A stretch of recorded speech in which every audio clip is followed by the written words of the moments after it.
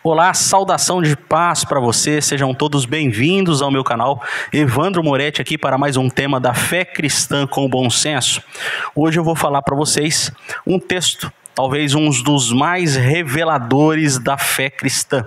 João capítulo 4. Com certeza vai somar muito conhecimento cristão genuíno em você, então eu peço que fique conosco até o final. Você que não é inscrito neste canal, por favor, se inscreva, e todos quantos assistirem este vídeo, eu peço que você deixe o seu like e a sua curtida, isso é muito importante.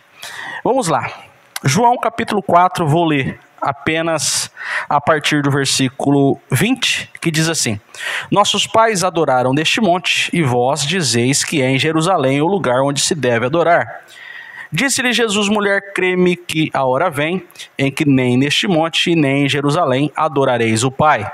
Vós adorais o que não sabeis, nós adoramos o que sabemos, porque a salvação vem dos judeus. Mas a hora vem, e agora é, em que os verdadeiros adoradores adorarão o Pai em espírito e em verdade, porque o Pai procura a tais que assim o adorem. Deus é espírito, e importa que os que o adorem em espírito e em verdade. Incrível esse texto, tá? Nós não lemos a partir do início para economizar o tempo, mas tem muitas passagens reveladoras em todo o capítulo 4 do Evangelho de João, tá? Esses dias tinha um pessoal implicando porque eu ainda falo Evangelho de João, e segundo alguns irmãos que estudam sobre a graça, dizem que o Evangelho ele não está ainda nos 4 textos ou nos 4 livros chamados Evangelhos. Então seria equivocado dizer que Mateus, Marcos, Lucas e João são livros do Evangelho. Acontece que, para quem não sabe, eu vejo o Evangelho em tudo, tá? Tudo aquilo que se alinha com Cristo, tanto na parte bíblica chamada como Antigo Testamento, quanto na parte que é chamada de Novo Testamento, eu considero Evangelho. Evangelho é boa nova, é tudo aquilo que aponta para Cristo, tá? Então não há problema nenhum, a gente não tem que ficar implicando com tudo, não temos que ficar cristãos chatos, ok? Então, a partir do versículo 6, nós já temos aqui informações grandiosas. Primeiro, que essa mulher estava buscando água a partir da hora sexta, que era por volta do meio-dia. Isso mostra que essa mulher tinha problemas. Ela não queria ser vista com outras mulheres. Ela estava escondendo alguma coisa. Ela sofria, com certeza, desprezo por parte de outras pessoas. A sociedade sempre foi assim. Se você deve alguma coisa, se você não se encaixa nos padrões, se você falha em alguma coisa, você será cobrado pela sociedade. Essa mulher tinha vergonha de algo, e por isso ela ia bem no sol do meio-dia, exatamente para se esconder das outras mulheres que costumeiramente ia mais cedo, antes do sol nascer. Lembrando que é o sol do Oriente Médio, tá? É um sol causticante. Ela foi ali meio-dia, exatamente o horário que Jesus queria conversar com ela, longe dos holofotes, né? Não procurando jamais isso. Cristo, ele nunca fez questão nem de escrever nada. Você pode ver que Cristo não escreveu nada. A única coisa que Jesus escreve é na areia, naquela ocasião em que pegam uma mulher em ato de adultério, tá? Jesus nunca quis escrever nada, porque a maior escrita de Jesus é o seu comportamento, é a sua vida, tá? O que fica marcado a respeito de Jesus não está no que ele escreve, mas no que ele é e no que ele vive. Tá? Exemplo para nós que muitas vezes buscamos holofotes, tá? Então essa mulher tinha um problema. Guarda isso para você, tá? Aí na segunda questão aqui, que nós vemos no Evangelho de João, capítulo 4, nós não lemos, né? Mas no versículo 7, Jesus quebra o protocolo religioso, tá? Porque ele procura conversar com uma mulher, ela sendo samaritana. Havia um problema entre judeus e samaritanos, desde quando o Sargão, rei da Síria, tirou os judeus verdadeiros de Samaria e levou gente de toda a raça. E aí eles misturaram as suas fés, as suas crenças. Acontece que, por causa disso, os judeus não consideravam os samaritanos. Era um povo misturado, cheio de sincretismo, cheio de religiosidades misturadas, e isso gerou um grande conflito entre eles que ainda perdurava na época de Jesus. Judeu e samaritano não se consideravam. Judeus, eles até chamavam pessoas gentes de outras nacionalidades de cães, de cachorros, né? Então humilhavam mesmo, desconsideravam.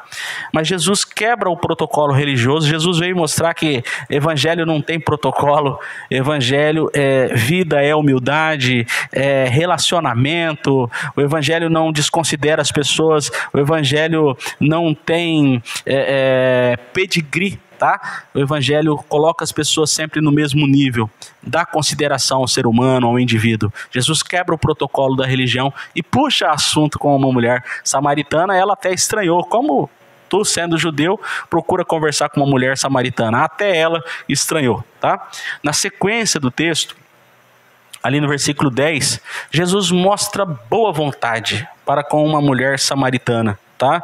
Ele não vê nacionalidade, ele não vê raça, ele não vê cor, ele não vê sexo, tá? Ele vê o indivíduo, e Jesus mostra boa vontade para com essa mulher. É por isso que eu vejo na passagem de João capítulo 4, um dos textos, uma das passagens mais incríveis, que desestruturam a sistemática da religião. Tá? Jesus mostra boa vontade com uma mulher que ninguém mostraria. Aquela mulher não era interessante, não era importante para a religião, não era importante para os judeus. Os judeus passariam por ali e zombariam daquela mulher. Se soubessem então do seu passado, aí que aquela mulher viraria motivo de chacota. Jesus, muito pelo contrário, ele está ali dando a maior atenção e realmente interessado em ajudar uma pessoa, tá? Um mestre. Jesus então mostra boa vontade. Olha, eu estou interessado em dar a você água da vida, né? Era isso que Jesus queria fazer na vida daquela mulher, e o Espírito da graça é exatamente isso, é água da vida. Tirar o peso da religião e matar a sede que está aqui dentro. Tá? Muitas pessoas querem associar Jesus ao cristianismo. Não, o cristianismo foi fundado também. Constantino, o imperador romano, viu a possibilidade de unir a igreja com o Estado, e a partir do momento que isso aconteceu, a partir do ano 317 depois de Cristo, virou o que virou, deu no que deu, né? Um cristianismo mesclado, um cristianismo misturado, que não representa esta essência, o Cristo que se relaciona com pessoas sem bandeiras, a não ser a bandeira do amor, tá? Aí nós percebemos também, lá no versículo 18, que Jesus, ele não tem preconceito. Preconceito que está presente em tantas denominações, né? Jesus não tem preconceito. Ele sabia o passado daquela mulher. Ela tinha um problema de ordem moral grande. Ela já tinha tido vários maridos, né? Agora ela estava com um, e Jesus sabe, e diz assim, você teve outros maridos e o que você tem agora não é teu marido, mas isso não impede que Cristo continue conversando e oferecendo de sua boa vontade para ela. Para muita gente da religião, pessoas são descartáveis, principalmente se tiverem algum passado ruim, né? Algum passado que eles não gostem. Cristo, sabendo do passado dessa mulher, mesmo assim, continua oferecendo para ela água da vida, vida nova, tá? Então, aqui Cristo mostra-se sem preconceito, tá? Na sequência, a gente vê no versículo 20, que foi onde a gente começou a ler o texto, que essa mulher ela é cheia de paradigmas, né? Olha, uns dizem que a gente deve adorar aqui, outros dizem que a gente deve adorar lá. Onde de fato a gente deve adorar? Ela tinha em mente lugar. Ela tinha em mente um espaço geográfico. Tanta gente ainda é assim, né? Eu ainda vejo hoje muita gente brigando para dizer que o seu espaço geográfico, que ele chama de igreja, é o lugar mais sagrado, é o lugar mais santo, é o lugar mais verdadeiro. Tanta gente, eu tenho falado com irmãos que graças a Deus têm saído, principalmente de denominações onde esse separatismo é mais intenso, né? E por que não dizer aqui a Testemunha de Jeová, a Adventista do Sétimo Dia, a CCB, a Deus e Amor, a Maranata. Os irmãos que são sinceros sabem que eu estou falando a verdade, não estou falando mal, estou falando a verdade, tá?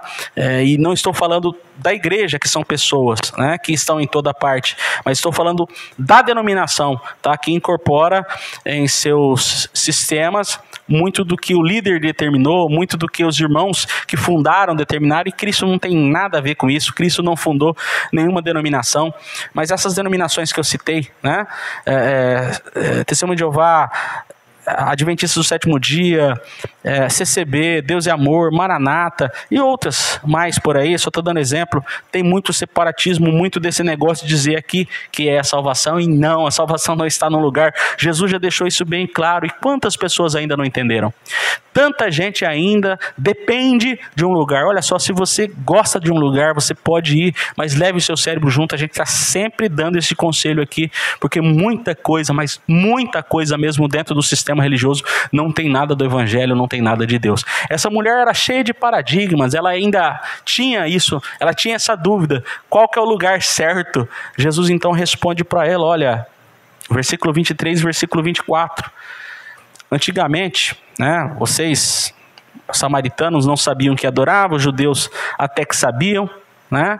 Essa palavra adorar, no original prosquínio, é prostrar-se com o rosto em terra, é literalmente isso, prostrar-se com o rosto em terra.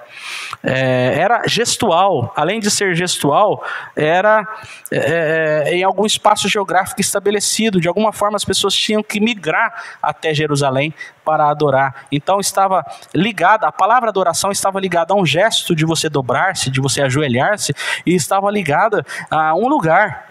Cristo então veio e quebrou isso. Ele diz, olha, os verdadeiros adoradores, eles adorarão o Pai, e a partir de agora, a partir desse momento, a partir dessa nova aliança, Cristo então estabelece que os verdadeiros adoradores, eles não se renderiam gestualmente, não era o ajoelhar-se mais, não era um lugar geográfico, era interno. Adoração é rendição. Ele estava dizendo, o verdadeiro adorador é quem se rende ao Pai, se rende à graça, e a maior bandeira do Evangelho é o amor. Quem se rende ao amor, quem se rende aos ensinos de Cristo aqui dentro, tá? É o verdadeiro adorador. Então, a partir desse momento, talvez o texto que mais quebre as estruturas do sistema, está nítido que a adoração não está ligada a um gesto. Tem gente que até hoje diz, né, que o jeito certo de adorar é de joelho. E também não está ligado a um espaço geográfico. É aqui, é ali, é lá, é a minha denominação, é a outra denominação. Não.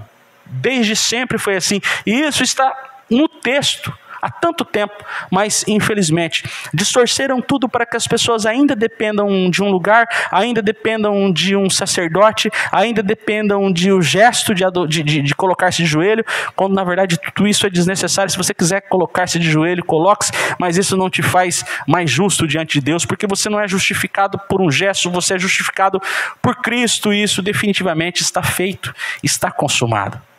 Tá? Então os verdadeiros adoradores de hoje, quem são?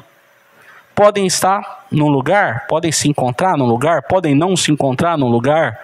Independentemente disso, não é aquilo que eles falam com os lábios, mas é aquilo que eles vivem aqui dentro. Quem se rende a Cristo mostra isso na sua existência.